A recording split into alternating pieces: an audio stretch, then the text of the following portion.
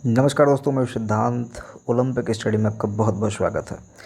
दोस्तों, आप लोग जब कमेंट करते हो तो मुझे बहुत मोटिवेशन मिलता है कि भाई किसी ने रिक्वेस्ट किया है कि हाँ ये चीज़ ये टॉपिक आगे कंटिन्यू किया जाए।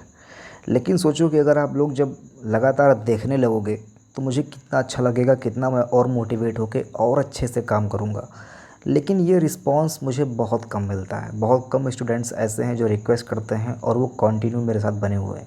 अधिकांश लोग ऐसे हैं कि जो क्लिक करते हैं, सर ने अपलोड कर दिया, वाह बहुत अच्छी बात है, देख लेंगे बाद में।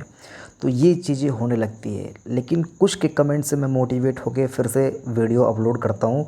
लेकिन मैं चाहता हूँ कि सभी के सभी लोग, जो लोग क्लिक कर रहे हो, वीडियो को लास्ट तक देख लेना, ठीक है।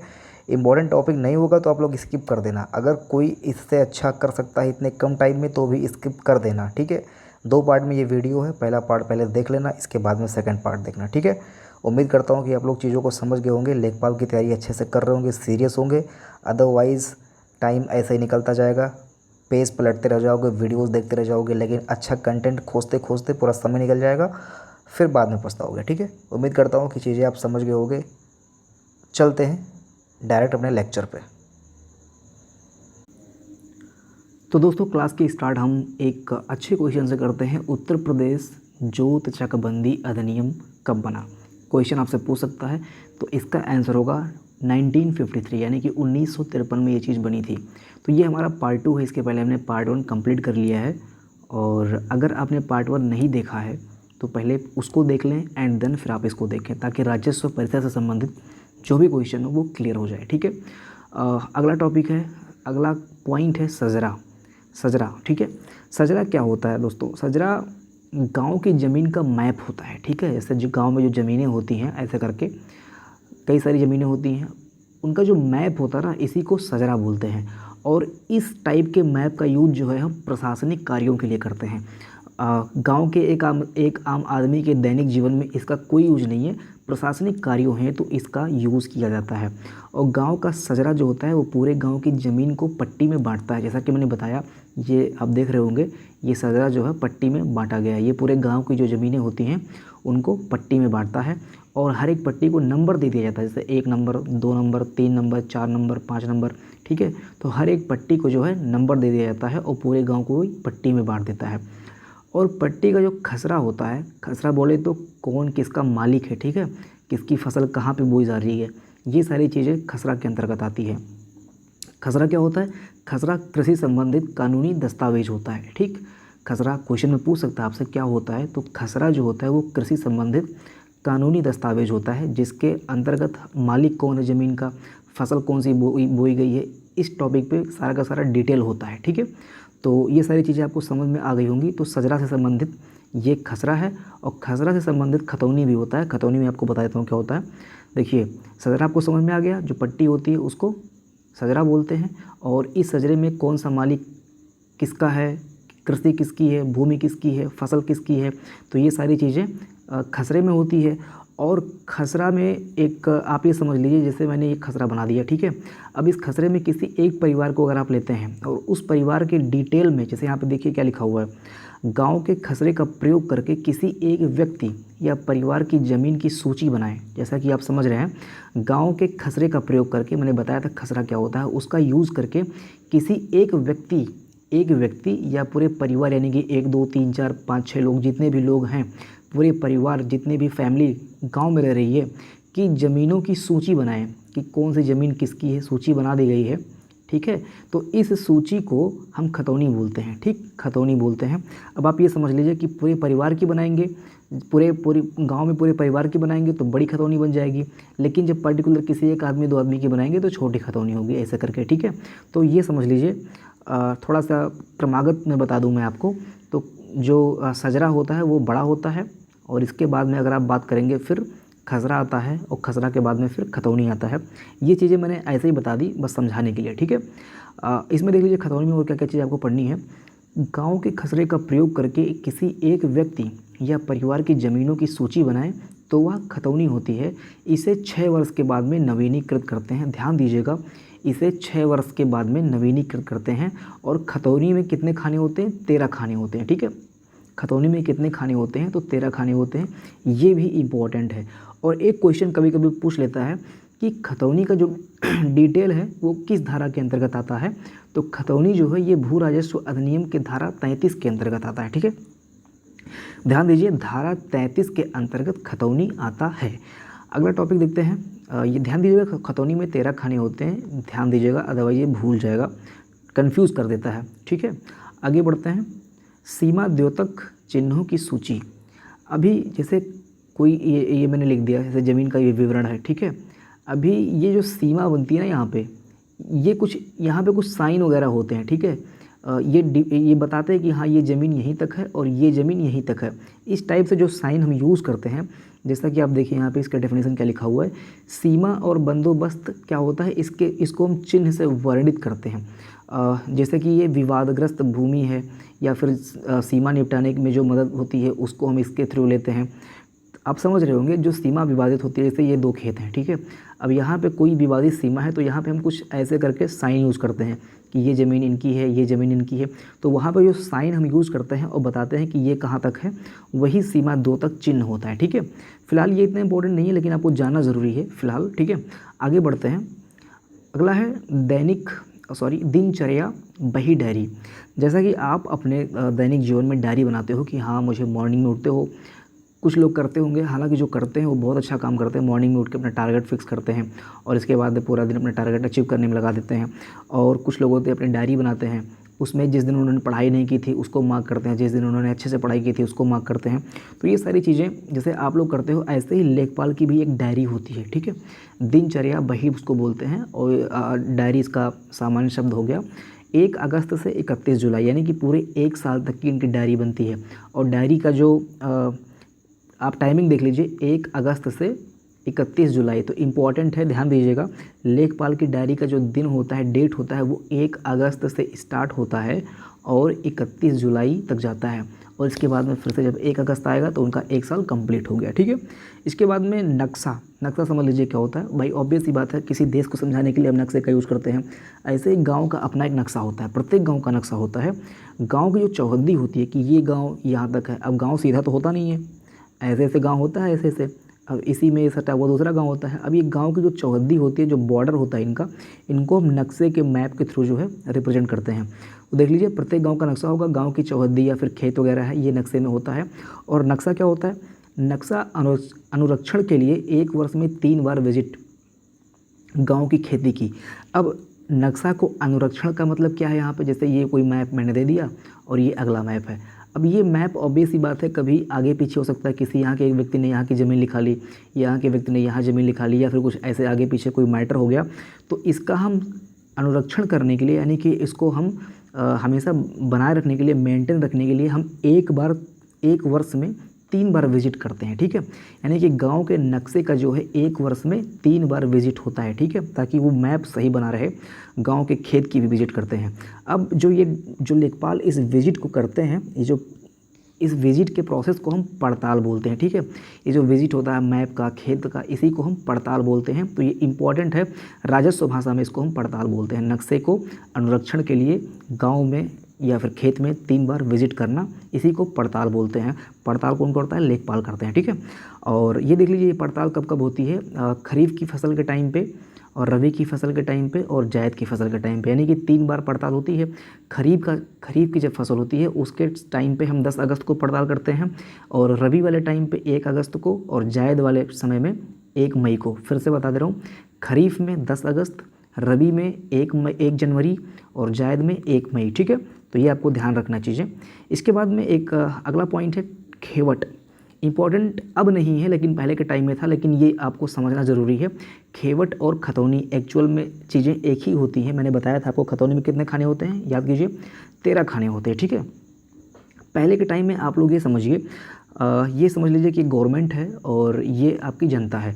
इसके बीच में क्या था, ये जमींदार लोग वर्क करते थे। ठीक है, मतलब ये लोग मध्यस्थ बोले जाते थे। गवर्नमेंट और किसान के बीच में ये मध्यस्थ थे। तो डायरेक्ट गवर्नमेंट का जो अब रूल था वो इन पे अप्लाई नहीं होता था। तो उसी टाइम पे ये खेवट का चलन था। खेवट क्या होता था, ये जमींदारों का रजिस्टर हुआ करता था। और जमींदारों का जो उन्मूलन है ये बहुत ही इंपॉर्टेंट क्वेश्चन है। ये 1950 यानी कि 1950 में जो है इनका उन्मूलन कर दिया गया था। और एक क्वेश्चन कभी कभी बनता है कि जो जितने भी नियम कानून या फिर योजनाएं आई हैं उनमें से सबसे बेस्ट योजना कौन सी है जो कृषि के विकास को इंडिकेट करती है, तो ये होगा जमींदारी का उन्मूलन। 1950 यानी कि 1950 में इसका उन्मूलन हुआ था।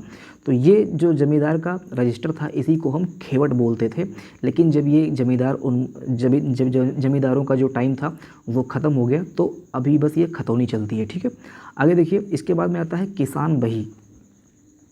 किसान बही क्या होता है कि लेखपाल द्वारा किसी परिवार का रिकॉर्ड बुक होता है, और जब आप तहसील पर जाते हो तो जो कंप्यूटर वगैरह वहाँ पे लगा होता है उनको जब आप 10 रुपये दोगे तो वो आपका किसान बही, यानी कि अगर आप एक किसान फैमिली हैं तो आपकी फैमिली का जो रिकॉर्ड है, मतलब कितनी खेती हुई है, कितना ज़मीन है, भूमि की जानकारी, आपका हक कहाँ कहाँ पे है, तो ये सारी चीज़ें जो है किसान बही के अंतर्गत आप कंप्यूटर से निकाल सकते हो।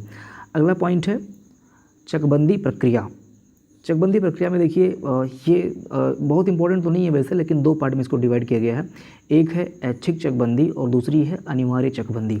ऑब्वियस सी बात है कि ऐच्छिक चकबंदी का मतलब ये है, तात्पर्य इसका ये है कि जब आप चाहें कि आपकी चकबंदी हो, बहुत सारे किसान ऐसे हैं कि जिनका खेत बहुत दूर दूर होता है, तो वो मतलब इच्छा व्यक्त करते हैं राजस्व के लोगों से, अधिकारियों से, कि उनकी चकबंदी हो और उनका जो खेत है वो पास कर दिया जाए। और एक होता है अनिवार्य चकबंदी। अब अनिवार्य चकबंदी में एक होता है आंशिक और एक होता है पूर्ण। अनिवार्य में 2 टाइप है। आंशिक में क्या होता है कि आप जब जो अधिकारी आते हैं चकबंदी के लिए तो वो अनिवार्यता तो नहीं, मतलब आंशिक तरीके से उसको करते हैं, लेकिन जब पूर्ण चकबंदी होगी तो उस टाइम पे वो जो चकबंदी का वो डेटा लाए हैं वो चकबंदी वो कर देते हैं फाइनली। ठीक है, चलिए आगे देखते हैं। बहुत ज़्यादा इंपॉर्टेंट डिटेल नहीं करना इसको हमें। देखिए, जो चीज़ मैं यहाँ पे बताता हूँ और जो चीज़ मैं यहाँ पे छोड़ रहा हूँ वो चीज़ आप कॉमन माइंड से, कॉमन सेंस से आप एग्ज़ाम में कर सकते हो। मैं वही चीज़ यहाँ पे लेके चल रहा हूँ जहाँ पे आपसे गलती हो जाएगी। एग्ज़ाम में जो चीज़ आप छोड़ दोगे, कोई डेटा है, कोई डेफिनीसन है, कोई पॉइंट है, कोई योजना का टाइम है, तो इस टाइप से चीज़ें भूल जाती हैं, या जो समझाने वाली चीज़ें होंगी वही मैं यहाँ पे बताता हूँ। ऐसा नहीं कि मैं यहाँ पे डेफिनीसन और प्लस उसके बाद में जो उसके टाइप होते हैं उसको एक एक करके एक्सप्लेन करके इस वीडियो लेक्चर को बहुत लंबा कर दूंगा, ऐसा उद्देश्य नहीं है। तो यहाँ पे वही चीज़ें बताई जाएंगी जो जस्ट आपको जानना है, अदरवाइज जो आपके कॉमन सेंस एग्ज़ाम में हो जाएगा, टॉपिक पढ़ने के बाद में, पॉइंट पढ़ने के बाद में, ऑप्शन पढ़ने के बाद में, वो चीज़ें मैं यहाँ पे एक्सप्लेन नहीं करूँगा। ठीक है, देखिए जैसे कि यहाँ पे आप देखिए चकबंदी का लाभ मैंने बताया है। अब चकबंदी का लाभ मैंने 2-3 लिख दिया है, वैसे तो कम से कम 10-15 होता है, लेकिन मैंने 2-3 लिख दिया है ताकि आप अनुमान लगा लो, गेस कर लो कि अगर आपके ऑप्शन में आएगा निम्नलिखित में से कौन सा चकबंदी का लाभ नहीं है, तो वो चीज़ आप वहाँ पे गेस कर सकते हो। देखिए ऐसे आपको बताना है। एक होता है नंबर 1 वैज्ञानिक ढंग की खेती। ऑब्वियस सी बात है, वैज्ञानिक ढंग की खेती का मतलब क्या है, अगर आपका जोत दूर दूर था और आपके जोत को नज़दीक कर दिया गया है तो वहाँ पर आप अपने हिसाब से वैज्ञानिक तरीके से जो भी आपको फसल के विकास में, उत्पादन में ज़्यादा हेल्प करेगा वो चीज़ें आप अप्लाई कर सकते हो। समय और मेहनत आपका बचेगा, अच्छी सिंचाई होगी। अब ऑब्वियस सी बात है कि एक बोरिंग यहाँ लगाए हो, एक बोरिंग वहाँ लगाए हो 2 खेतों के लिए, लेकिन जब दोनों नज़दीक हो जाएंगे तो एक ही बोरिंग पे आपका काम हो जाएगा। ऐसे ही मुकदमा में कमी होती है, दूर दूर खेती है तो वहाँ पे क्या होगा, लोग चाहोगे कि हाँ ये चीज़ें नज़दीक हो जाए तो मुकदमा पड़ेगा 2 लोगों में, वो चाहेगा नहीं होगा। इस टाइप से जो प्रॉब्लम होती है वो भी चकबंदी के माध्यम से दूर हो जाती है। तो ये ऐसे करके लगभग 10 से 15 पॉइंट हैं, तो वो सारे पॉइंट को मैं यहाँ पे नहीं लिखा हूँ, बस मैं आपको दिखा दे रहा हूँ कि हाँ ऐसी चीज़ें जब आएंगी एग्जाम में तो वो चीज़ें आपको कर लेनी है। ऐसे ही सिमिलरली चकबंदी से समस्याएं जो होती हैं उनको भी आप देख लीजिए। चकबंदी में जो समस्याएं होती हैं उसमें रिकॉर्ड में कमी होती है, रिकॉर्ड कम होता है, कर्मचारी की कमी है। ऑब्वियस सी बात है कि जब अब गवर्नमेंट वैकेंसी निकाल नहीं रही है, आप देख रहे होंगे 4 साल पे 5 साल पे वैकेंसी आ रही है, तो कर्मचारी की कमी है, इसके चलते चकबंदी बराबर हो नहीं पा रही है, खर्चा लगता है, भ्रष्टाचार बहुत ज़्यादा है, पैसा खिला के अपने हिसाब से जोतों को दूर करना, जोतों को नज़दीक करना, ये चीज़ें चलती हैं। भूमि कीमतों में अंतर हो जाता है, किसी का शहर से लगा हुआ ज़मीन है और किसी का हल्का सा गाँव में लगा हुआ ज़मीन है। अब शहर वाले को जब गाँव में ज़मीन कर दोगे चकबंदी के हिसाब से, जो वो पूर्ण वाली चकबंदी थी, अनिवार्य में जो पूर्ण वाला पोर्शन था उसके हिसाब से जब आप उसको यहाँ भेज दोगे तो इसका जो दाम था इसके दाम में काफ़ी अंतर आ जाता है।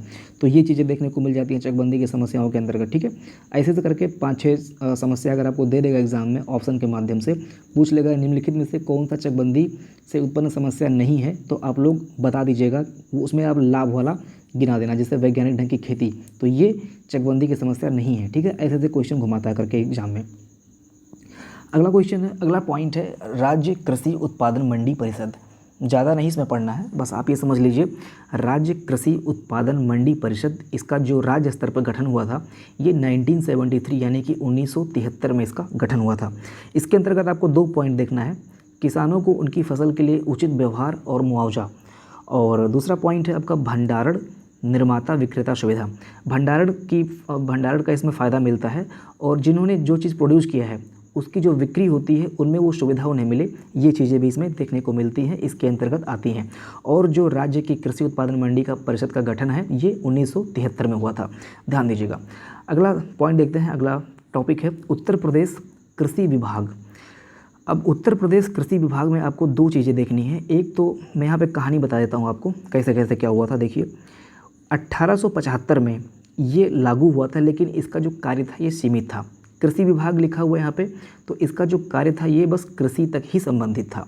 1880 में यानी कि जस्ट 5 साल के बाद में इसमें भू अभिलेख विभाग को संबद्ध कर दिया गया था। जो हम अभी देख रहे हैं, जो भू अभिलेख मैटर है राजस्व के अंतर्गत, जब हम राजस्व की बात करते हैं तो आप ये समझ के चलिए भू राजस्व की बात हो रही है। ठीक है, कहीं पे भी अगर आपको राजस्व शब्द लिखा मिल जाए तो यहाँ पे इसका मतलब नहीं कि धन की बात हो रही है, यहाँ पे आपको भू राजस्व की बात हो रही है।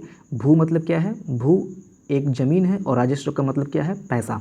यानी कि जो ज़मीन का पैसा होता है, ज़मीन भी एक संसाधन है एक तरह से, तो उससे भी इनकम जनरेट हो रहा है, लोग कृषि करते हैं उस पर, तो यहाँ पे इसका मतलब क्या है, भू राजस्व होता है। ठीक है, अब देखिए इसमें क्या है कि 5 साल के बाद में 1880 में इसमें हमने भू अभिलेख विभाग जो था इसको भी इसमें संबद्ध कर दिए थे। इसके बाद में क्या हुआ, 1919 में जब गवर्नमेंट इंडिया एक्ट पारित हुआ, गवर्नमेंट इंडिया एक्ट 1919, ठीक है, इसके पारित होने के बाद में 1 मई 1920 यानी कि 1 मई 1920 को राज्य सरकार के अधीन और इसको विधिवत स्थापित कर दिया गया।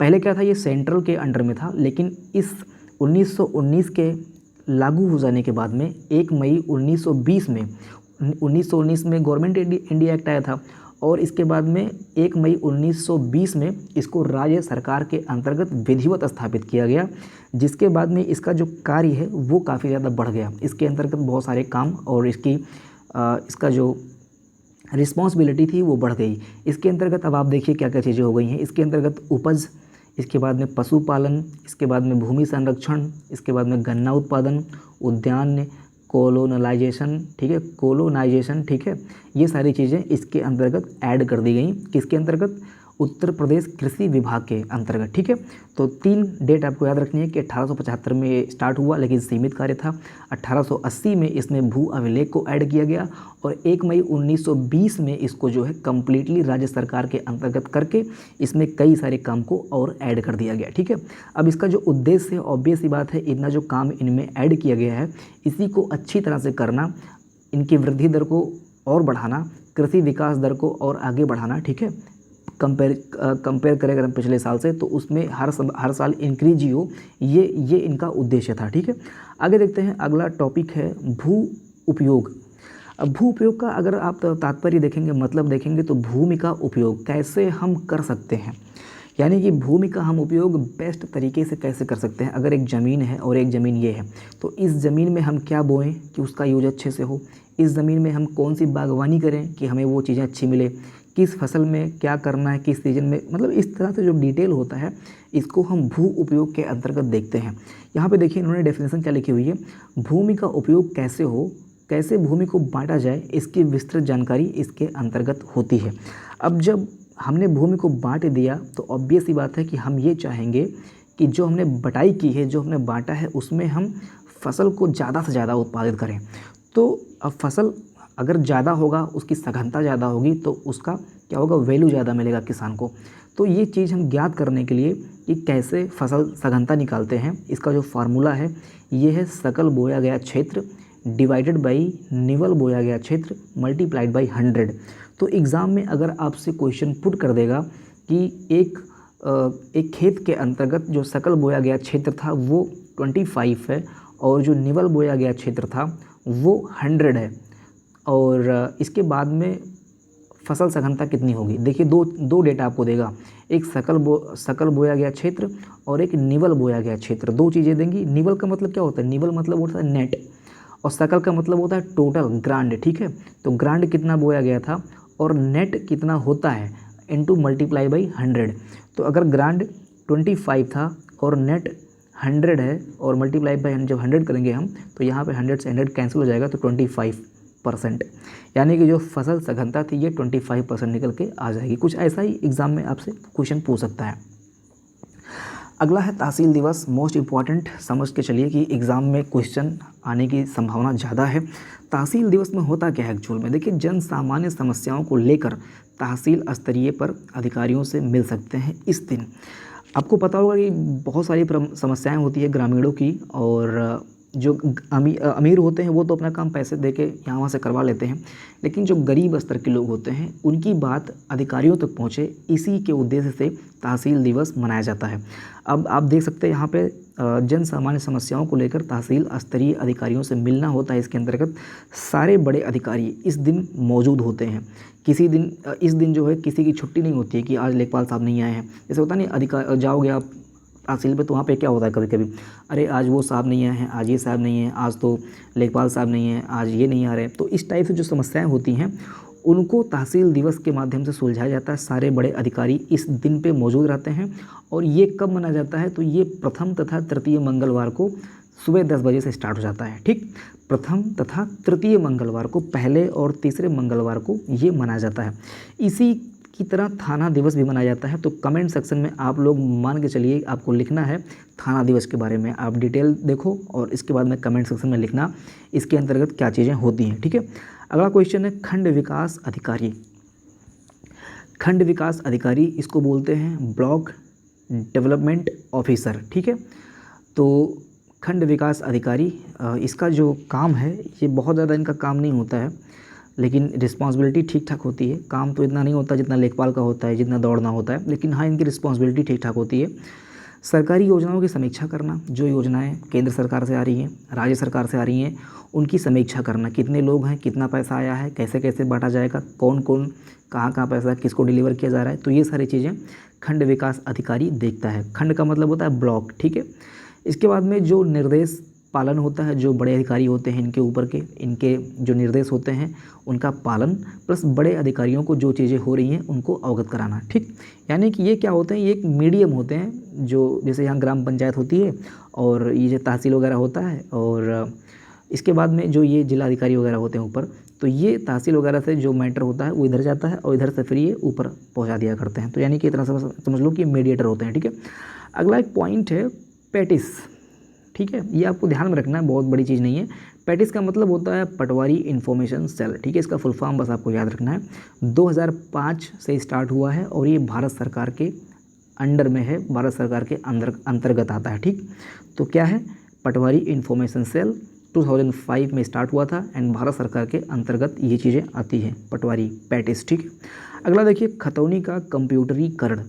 खतौनी का कंप्यूटरीकरण के माध्यम से क्या हुआ है कि जो अभी तक घूस वगैरह चलता था या फिर जो विवादित मैटर था ये जो बढ़ जा रहा था और कई सारे जो मीडिएटर काम कर रहे थे, ये सारे जो प्रॉब्लम थे ये खतौनी का जो कंप्यूटरीकरण हो गया इसके माध्यम से ये चीज़ें दूर हो गई। अब आप तहसील में जाइए, तहसील के आसपास जो कंप्यूटर लगे होते हैं या फिर जो जन सुविधा केंद्र होता है, सुलभ क्या बोलते हैं उसको, ठीक है, वहाँ पे जाइए, 15 रुपये देकर कंप्यूटरीकृत माध्यम से आप अपनी खतौनी चेक कर सकते हो कि आपके पास कितना हक है, कितनी भूमि है, कितना फसल है, कहाँ कहाँ किसको किसको आपने पैसे दिए, सारी की सारी चीज़ें जो है इस खतौनी के माध्यम से आप कंप्यूटरीकरण डेटा निकाल सकते हो, ठीक है।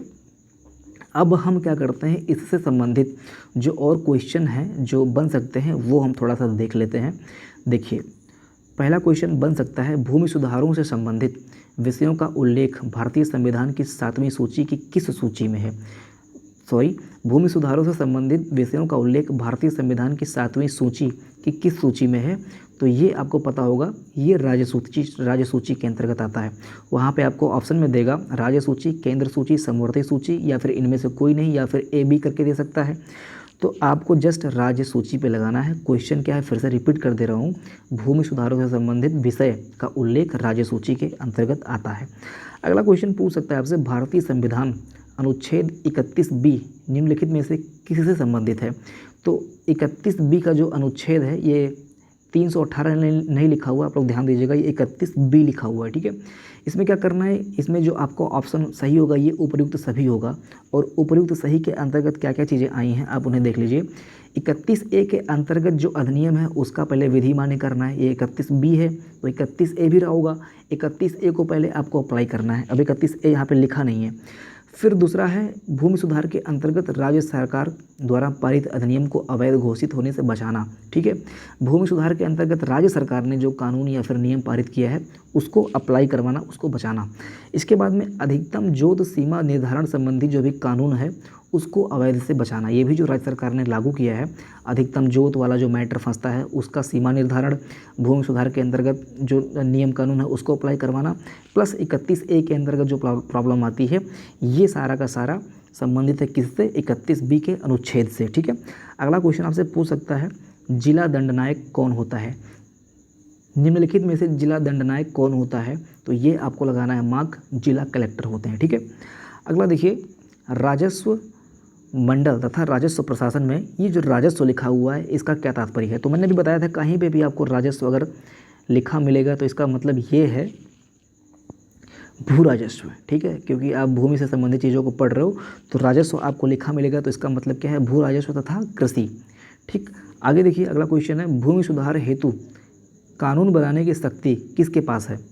भूमि सुधार हेतु कानून बनाने की शक्ति किसके पास में है, तो ये राज्य सरकार के पास में है। अगला क्वेश्चन दोस्तों, भू क्षेत्रफल मापन की अंतर्राष्ट्रीय स्तरीय इकाई कौन सी है। तो ये आपका सही ऑप्शन होगा यहाँ पे हेक्टेयर। हेक्टेयर क्या है, एक अंतर्राष्ट्रीय स्तरीय इकाई है। लास्ट क्वेश्चन आज इस क्लास का लास्ट क्वेश्चन है, वर्तमान में आयोजित पटवारियों की भर्ती से पहले पटवारियों की भर्ती आयोजित की जाती थी किसके माध्यम से, जिला कलेक्टर के माध्यम से, ठीक। तो दोस्तों उम्मीद करता हूँ कि ये सेशन आपको अच्छा लगा होगा, और अगर आपको अच्छा लगा हो तो राय ज़रूर दें ताकि हम मोटिवेट हों। वीडियो को लाइक करके जाएं ताकि मुझे लगे कि हाँ जो मैं कर रहा हूँ वो सही कर रहा हूँ। अदरवाइज़ ना कोई लाइक आता है, ना कोई कमेंट आता है, ना कोई मुझे कोई प्रेरणा या इंस्पिरेशन जैसा लगता है कि हाँ कुछ मैं अच्छा कर रहा हूँ, कुछ नहीं, बस मैं अपना काम कर रहा हूँ। और बहुत सारे लोग अपना काम बिल्कुल भी नहीं कर रहे हैं, वो वीडियो को ओके करते हैं, हाँ सर ने अपडेट कर दिया बाद में देख लेंगे, ये चीज़ें हो रही हैं। तो भाई ये चीज़ें अगर हो रही हैं तो शायद आपका इसमें नुकसान है, मेरा कोई नुकसान नहीं है, मैं चीज़ें अपडेट कर देता हूँ, अपनी रिस्पॉन्सिबिलिटी मैं पूरा कर रहा हूँ। तो आप लोग भी अपनी रिस्पॉन्सिबिलिटी ईमानदारी से अनुशासन के साथ में पूरा करें ताकि आपके एग्ज़ाम में मार्क्स अच्छे आएँ, ठीक है। तो चैनल से जुड़ जाना, मिलते हैं अगली वीडियो में, जय हिंद।